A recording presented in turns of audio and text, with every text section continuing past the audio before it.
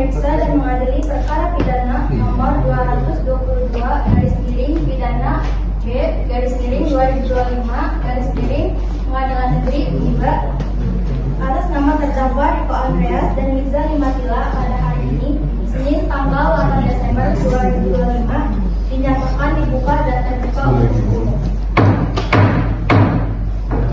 Untuk terdakwa 1, silakan sebutkan nama lengkap saudara. Perkenalkan, nama saya Tuan Andreas. Bagaimana kondisi kesehatan saudara? Sehat. Apakah saudara terdakwa didampingi oleh penasihat hukum? Saudara penasihat hukum akan mengajarkan surat kuasa dan KPK.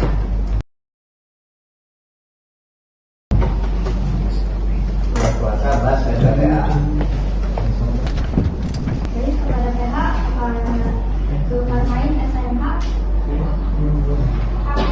Ahmad Haidar Nurwahid Dr. Yusuf Habibie SMH. Jadi kepada JPU apakah sudah siap surat dakwanya? Baik, silakan.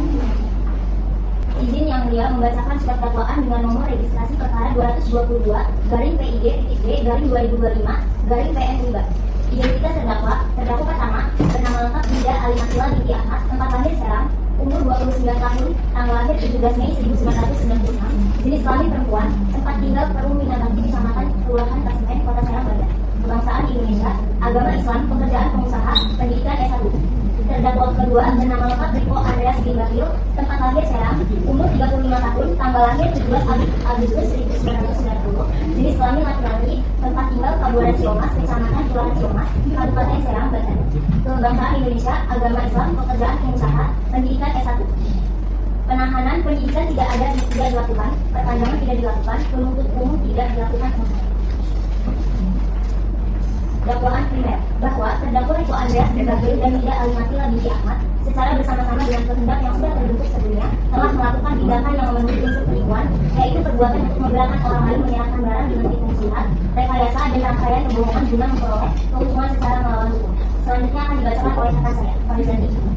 Izin melanjutkan yang mulia bahwa perbuatan para terdakwa berupa memberikan keyakinan palsu pada korban bersama dengan saudara langsung direktur utama PT Sinar Abadi seolah-olah para terdakwa memiliki kemampuan tetap untuk memberikan 1.000 unit mesin industri serta memberikan jaminan bahwa penerimaan akan dilakukan setelah penandatanganan kontrak. Janji tersebut dibuat untuk menciptakan kepercayaan penuh sehingga korban bersedia menyerahkan uang emas sebesar 500 juta rupiah dan dibuktikan dengan adanya bukti transfer tersebut bahwa dalam kenyataannya setelah menerima para terdakwa tidak melakukan satupun tindakan nyata untuk memenuhi pengadaan barang sebagaimana dijanjikan. Para terdakwa diketahui menghindari komunikasi, memberikan jawaban tidak jelas setiap kali korban dan tidak memberikan alasan yang dapat dipertanggungjawabkan. Hal ini sama sekali tidak menunjukkan itikat baik untuk mengembalikan uang tersebut. Bahwa tindakan para terdakwa telah memenuhi unsur pasal 378 KUHP, yaitu 1. Menguntungkan diri sendiri atau orang lain secara melawan hukum karena para terdakwa menerima dan menguasai uang juta tanpa niat memenuhi kewajibannya.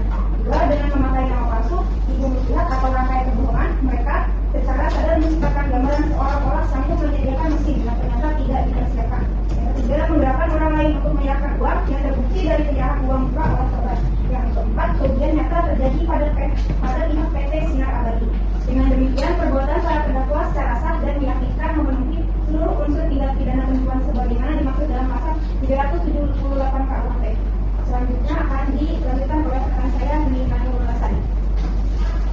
Izin melanjutkan yang mulia bahwa uang 500 juta yang diberikan oleh PT Sinar Abadi kepada para terdakwa berasal dari hubungan hukum yang sah, yaitu pembayaran uang muka dalam perjanjian supply 1.000 unit mesin industri. Uang tersebut masuk ke dalam kekuasaan para terdakwa bukan karena kejahatan, melainkan melalui hubungan yang pada awalnya tampak sah. Namun setelah berada dalam penguasaan para terdakwa, uang tersebut kemudian dikuasai dan digunakan seolah-olah merupakan milik pribadi tanpa pernah dialokasikan untuk pembelian produksi atau pengadaan barang sesuai janji.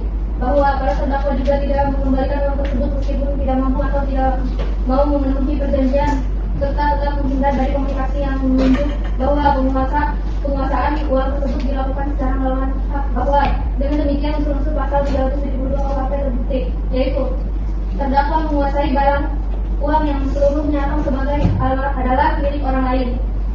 Penguasa tersebut awalnya sah, namun kemudian berubah menjadi penguasa melawan hukum. Para terdakwa menggunakan uang tersebut seolah-olah merupakan haknya. Perbuatan tersebut menimbulkan kerugian bagi pihak lain, yaitu PT Sinar Abadi. Dengan kepentingan tersebut, maka para terdakwa setidak-tidaknya dapat dijatuhi pidana berdasarkan pasal 372 KUHP apabila dakwaan primer tidak terbukti.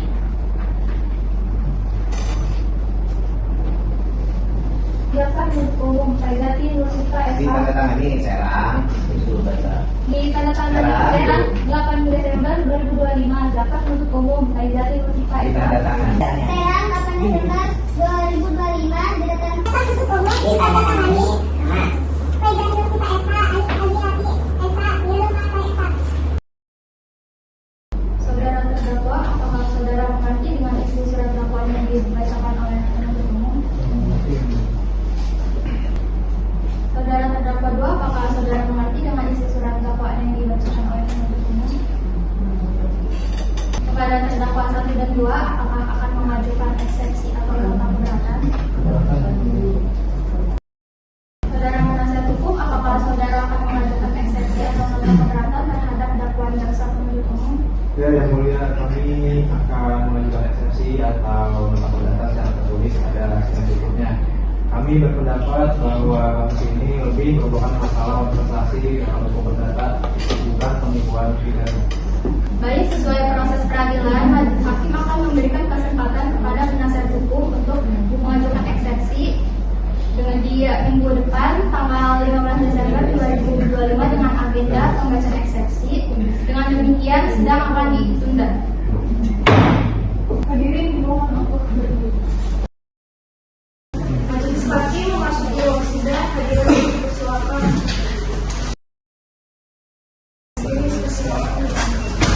Bismillahirrahmanirrahim. Assalamualaikum warahmatullahi wabarakatuh. Sidang lanjutan Pengadilan Negeri Uniba yang memeriksa dan mengadili perkara pidana nomor 222-B-B-2025-PN Uniba pada hari ini Senin tanggal 29 Desember 2025 dengan terdakwa Rizal Andreas dan Nizam Batila dinyatakan dibuka dan terbuka untuk umum. Kepada terdakwa 1 dan terdakwa 2, apakah dalam keadaan sehat hari ini? Baik, kepada terdakwa 1 dan terdakwa 2, silakan berpindah tempat duduk di sebelah kanan. Baik, sesuai penetapan sidang yang lalu, agenda hari ini adalah pemeriksaan saksi-saksi yang diajukan oleh jaksa penuntut umum. Jaksa penuntut umum, saksi-saksi yang sudah siap.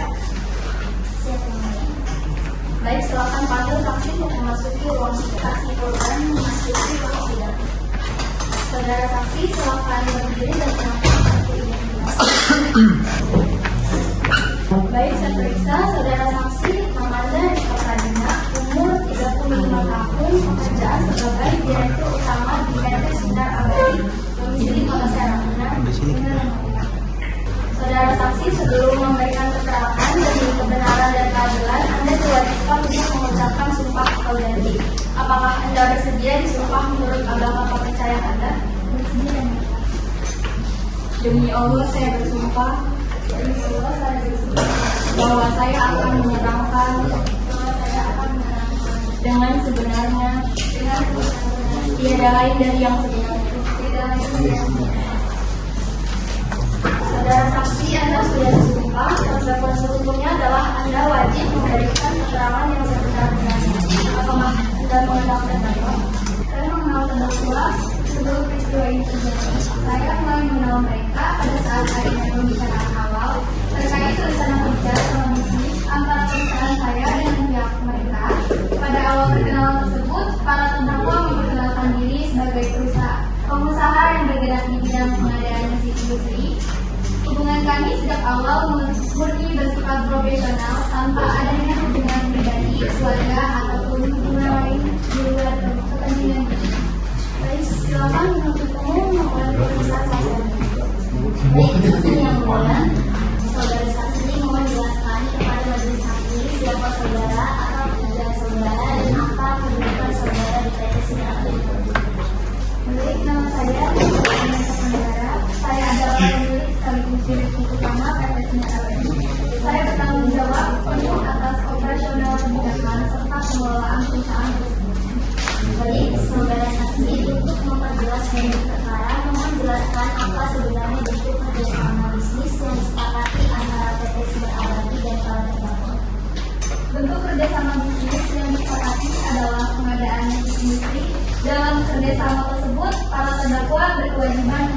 menyediakan dan mengirimkan sebanyak 100 unit mesin industri kepada perusahaan kami. Mesin-mesin tersebut dibutuhkan untuk menunjang kegiatan operasional PT Sinar Abadi. Kesepakatan tersebut dituangkan secara tertulis dalam sebuah kontrak yang mengatur secara jelas mengenai jumlah barang, nilai kontrak, mekanisme pembayaran, serta kewajiban dan hak masing-masing pihak. Selanjutnya, 1000 unit mesin industri tentu bukan jumlah yang kecil. Menjelaskan tentang nilai total kontrak kerja Nilai total kontrak kerjasama tersebut adalah sebesar 1 miliar. Nilai ini ditetapkan berdasarkan kesepakatan bersama antara perusahaan kami dan para terdakwa. Nilai tersebut mencerminkan jumlah mesin yang besar, spesifikasi teknis mesin, serta biaya pengadaan dan distribusi. Sebagai pelaku usaha, kami memahami bahwa nilai tersebut merupakan nilai yang besar, sehingga kami berharap adanya tanggung jawab yang dibanding dari para terdakwa dalam melaksanakan kewajibannya. Selanjutnya, dengan nilai kontrak sebesar itu, tentu ada mekanisme pembayaran yang disepakati. Bisa saudara jelaskan bagaimana skema pembayaran yang disetujui bersama? Skema pembayaran yang disepakati adalah pembayaran uang muka sebesar 50% dari nilai kontrak, yaitu 500 juta. Pembayaran uang muka tersebut dilakukan setelah kontrak ditandatangani oleh para pihak. Sisa pembayaran akan dilakukan setelah mesin-mesin tersebut dikirimkan dan diterima oleh perusahaan kami. Skema ini kami anggap wajar dan lazim dalam praktis bisnis, karena pembayaran uang muka dimaksudkan agar pihak penyedia barang dapat memulai proses pengadaan mesin. Lalu, apakah benar PT Sinar Abadi telah melaksanakan kewajibannya dengan membayar uang muka tersebut sesuai perjanjian? Ya, PT Sinar Abadi telah, karena kami percaya bahwa para terdakwa akan menggunakan dana tersebut untuk melaksanakan kewajiban sesuai kontrak. Baik, saudara saksi, tolong perhatikan baik-baik pertanyaan saya. Uang sebesar 500 juta tersebut ditransfer ke rekening perusahaan para terdakwa atau ke rekening pribadi? Uang tersebut ditransfer ke rekening pribadi atas nama terdakwa Riko Andreas. Pada saat itu kami mendapatkan penjelasan bahwa rekening tersebut digunakan untuk keperluan operasional pengadaan mesin. Karena adanya rasa percaya dan keyakinan bahwa kerjasama ini sah, kami tidak menaruh kecurigaan dan tetap melaksanakan pembayaran sesuai arahan para terdakwa. Setelah uang sebesar itu diterima oleh para terdakwa, ataukah saudari kemudian menerima mesin yang dijanjikan? Tidak, setelah uang diterima oleh para terdakwa, kami sama sekali tidak menerima mesin sebagaimana yang dijanjikan. Tidak ada satupun unit mesin yang dikirim kepada perusahaan kami, bahkan hingga waktu yang cukup lama lalu tidak ada pemberitahuan resmi mengenai pengiriman maupun progres pengadaan mesin tersebut. Lalu, dari 1000 unit mesin yang dijanjikan dalam kontrak, berapa unit yang benar-benar saudari terima? Tidak ada satupun unit mesin yang kami terima. Jumlahnya 0. Hal ini sangat mengecewakan karena perusahaan kami telah memenuhi kewajibannya, namun para terdakwa tidak melaksanakan kewajibannya sama sekali. Saudari saksi, sebagai pihak yang telah mengeluarkan uang dalam jumlah besar serta mengalami kerugian, apa yang saudari lakukan ketika mesin-mesin tersebut tidak kunjung dikirimkan? Saya berulang kali berusaha menghubungi para terdakwa melalui berbagai sarana komunikasi.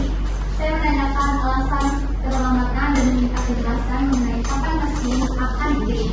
Upaya komunikasi tersebut saya lakukan secara terus-menerus karena saya masih berharap ada itikat baik dari para terdakwa untuk menyelesaikan kewajibannya. Apakah saudari berhenti sampai di situ atau saudari juga menempuh upaya lain untuk meminta pertanggungjawaban para terdakwa? Saya tidak berhenti sampai di situ. Saya menempuh upaya hukum dan litigasi dengan mengirimkan somasi secara resmi sebanyak 2 kali. Somasi tersebut bertujuan untuk meminta para terdakwa agar segera melaksanakan kewajibannya atau mengembalikan dana yang telah kami bayarkan. Selanjutnya, apakah saudari berhenti sampai di situ atau saudari juga menempuh upaya lain untuk meminta pertanggungjawaban? Saya tidak berhenti sampai di situ. Saya menempuh upaya hukum dan litigasi dengan mengirimkan somasi secara resmi sebanyak 2 kali. Somasi tersebut bertujuan untuk meminta para terdakwa agar segera melaksanakan kewajibannya dan mengembalikan dana yang telah kami bayarkan. Oke, Mbak. Jadi selanjutnya kepada penasihat hukum terdakwa silakan ajukan pertanyaan yang ingin diajukan kepada saksi. Baik, saya ingin yang mulia, saya ingin bertanya. Tadi kan dijelaskan tentang somasi. Nah, itu kapan tepatnya surat somasi dilayangkan kepada pihak terdakwa setelah melewati perjanjian selama 45 hari. Jadi kan perjanjian itu tanggal 8 September 2024. Terus tanggalnya itu tanggal 12 September 2024. Nah, barang itu belum dikirimin aja kan dari terdakwa ke perusahaan saya. Terus jadi saya mencoba membuat somasi dari tanggal 26 November 2024 dan tenggat waktu sampai tanggal 16 Desember 2024. Dan itu baru somasi yang pertama. Iya. Selain itu, Tidak ada balasan secara resmi, tapi hanya balasan secara pesan komunikasi saja. Tidak jelas. berarti dari tanggal tersebut ada waktu sekitar 14 hari ya, 14 hari tenggat waktu kemudian dikirim informasi dan tenggat waktu masih 20 hari, namun setelah 20 hari lewat tidak ada tanggapan sama sekali dari terdakwa gitu. Kemudian surat somasi kedua itu dibuat lagi pada saat tanggal berapa?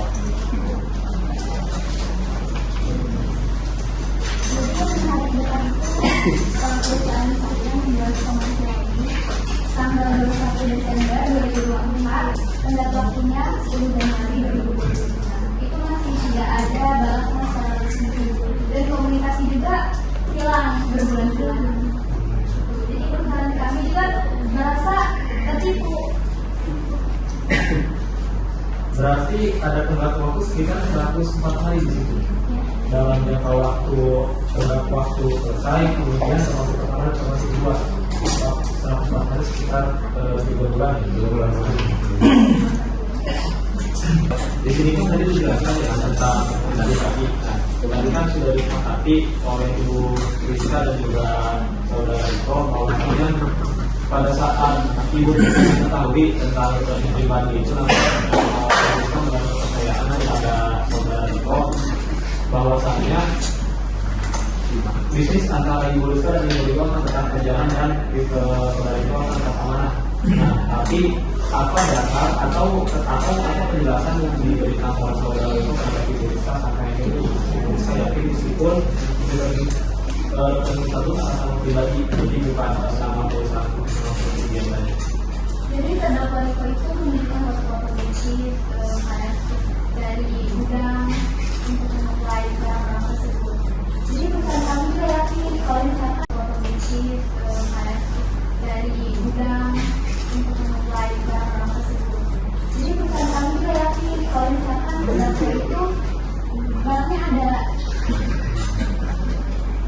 Jadi memang karena sudah melihat bukti langsung ya. Ya. Langsung. Dan identitasnya juga seperti secara resmi. Oke. Tapi setelah itu memang tidak ada keraguan lagi. Memang Ibu Rizka sudah berpikir ya. Iya. Karena mungkin mereka nggak. Ya, baik gitu. Kalau begitu saya ingin bertanya kembali tentang rekening pribadi. Nah, seharusnya Anda kan sudah tahu ya, apabila ada kerjasama antara profesionalitas, maka seharusnya harus lebih berhati-hati tentang rekening pribadi. Jikalau rekening yang digunakan untuk bersama profesi itu adalah rekening pribadi. Nah, tapi mengapa Anda akhirnya tetap yakin gitu untuk bersama dengan Eko meskipun rekening tersebut rekening pribadi Karena terdakwa ini sudah memberikan identitas itu secara resmi. Jadi sudah menunjukkan foto-foto juga di bukti. Kalau misalkan di bukti itu ada barangnya. Barang yang dikirimkan oleh Saudara Eko itu berupa apa? Apakah sesuai dengan spesifikasi yang ada berapa unit? Tapi kalau 100 unit seharusnya tidak ada dong. Tapi kan di sini pada saat sebelum kontrak tersebut, maksudnya pada saat perjanjian tersebut belum ditandatangani, itu kan barangnya akan diproses. Nah, berarti ada yang namanya proses pembuatan terlebih dahulu. Nah, kalau misalnya memang sudah siap, maka perjanjiannya itu bukan terlebih dahulu menyiapkan barang atau pembuatan barangnya, tapi ya itu yang teknologi saja. Apalagi kan kita ada materi. Kalau 40 dipaksa tapi barangnya sudah ada, itu berarti selama tidak perlu dia ada kategori tadi itu, maka dia bisa dipilih saja. Nah, berarti di sini kan harus ada yang namanya pembuatan barang terlebih dahulu.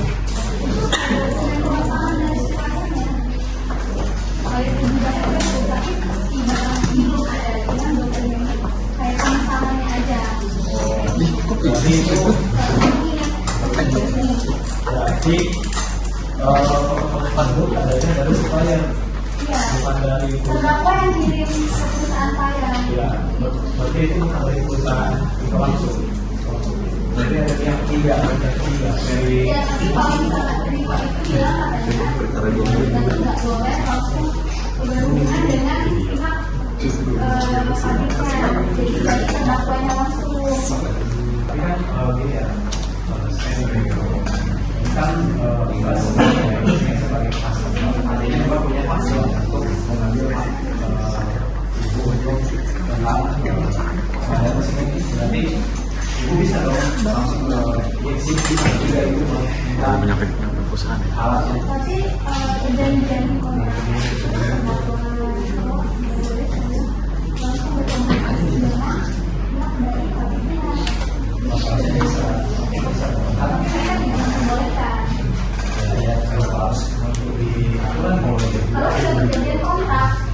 Oke, perjanjian kontrak. Tapi kan ini kan bapak udah waktu nih. Kenapa enggak langsung aja bagi yang tidak? Iya tahu, tidak akan ke situ dilarang iya. Tapi kan bukan sebagai konsumen. Ini ada dong haknya buat. saya tidak diberikan kontaknya. Jadi saya mau hubunginya bagaimana? Tapi kan bukan bisa perusahaan apa cuma ya. Saya nggak tahu pabriknya di mana. Saya kepada saksi sebelum Anda transfer apa jaminan konkret yang membuat Anda percaya terdakwa akan menjadi barang ke perusahaan itu karena pengaruhnya yang sah. Terus perusahaan juga meminta jaminan aset. Selalu masuk saja kita ada yang melihat. Sebagai saksi, Anda menyatakan percaya karena adanya kontrak tertulis. Apakah sebelum menandatangani kontrak tersebut, Anda melakukan verifikasi atau pengecekan fisik terhadap keberadaan mesin yang dijanjikan terdakwa? Tidak, yang mulia, kami hanya menunjukkan foto spesifikasinya, yakni saya brosur dan menandakan bahwa barang siap dipilih. Baik, saudara saksi, jika pernah ini jika Anda tidak meminta jaminan aset, apa yang membuat Anda begitu yakin bahwa kontrak tersebut cukup untuk menjamin uang sebesar 500 juta itu aman? Bagaimana Anda? Karena saat itu terdakwa menunjukkan legalitas perusahaan melakukan dan menganggap kalau misalkan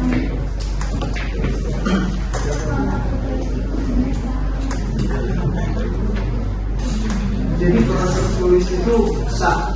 iya, karena dari perusahaannya terdakwa juga sudah menunjukkan legalitas spesifikasinya.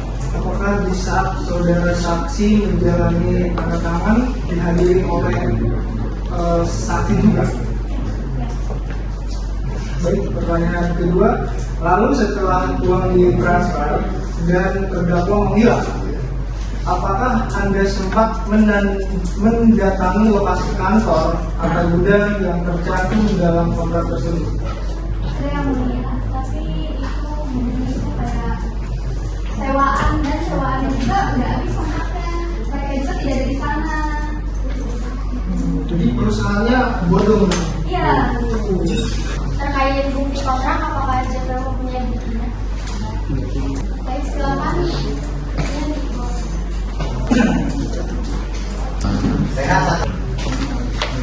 Apakah terdakwa pernah memberikan lapor kontrak tender atau pihak pabrik kepada Anda sebagai bukti bahwa kesalahan Anda benar-benar sedang diproses. Tidak yang mulia, mereka melarang saya untuk menuju dan tidak diberi uang apa-apa. Saya ingin bertanya, tadi kan dibicarakan soal saudara Riko itu sudah memberikan legalitas sampai diusaha saya nih tentang kepada pihak Riko.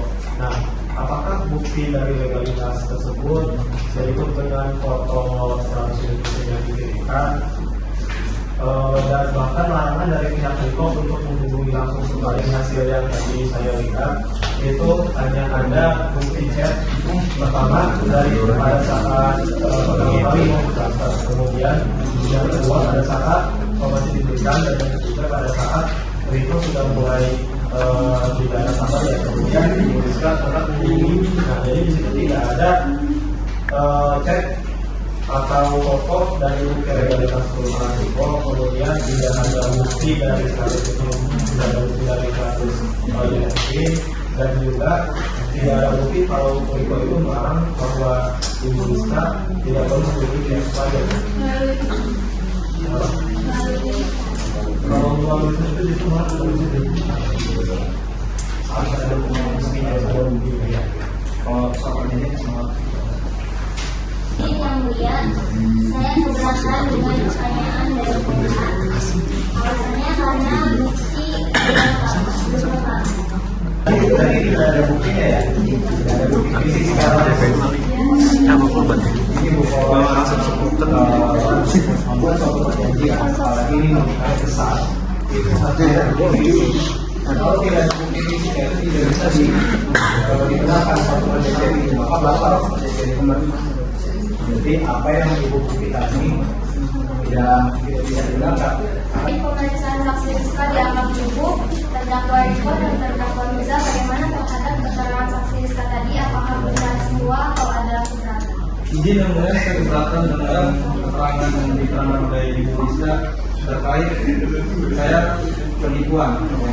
Jadi situ sangat tidak setuju karena saya memang punya legalitas juga perusahaan kami, dan kami sangat tidak, dan niat kami tidak menipu.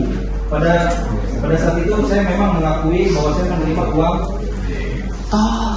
sebesar 500 juta melalui rekening pribadi, dan itu saya sudah mempersepakati. Namun di tengah jalan pada saat saya memperoleh barang tersebut, perusahaan saya mengalami masalah keuangan yang mulia. Jadi pada saat itu saya harus dari basis untuk agar perusahaan saya tidak bangkrut, saya memakai uang tersebut atau uang dari uang tersebut untuk membenahi perusahaan saya terlebih dahulu. Pada saat itu, dan saya juga beretikat baik yang mulia untuk mengembalikan uang tersebut yang mulia. Dan untuk terkait yang dijelaskan oleh Ibu Rizka, saya bilang itu tidak benar yang mulia. Karena saya memang tetap berkomunikasi. Cuma di posisi lain saya juga harus memikirkan tentang perusahaan saya yang sedang jatuh tersebut. Saya tidak lari yang melihat, tapi memang saya ternambah oleh perusahaan saya yang sedang jatuh, dan saya fokus ke perusahaan saya tersebut yang mulia. Dan saya juga beretikat baik untuk mengembalikan uang tersebut. Baik, keberatan dicatat. Saksi Rizka, silakan ambil kembali hak identitas Anda dan boleh meninggalkan kursi. Saksi Rizka, terima kasih sudah bersedia menjadi.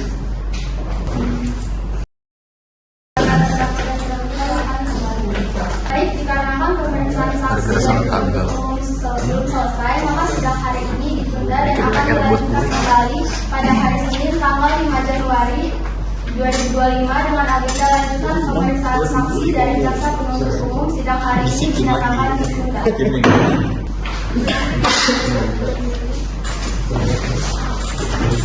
Indonesia.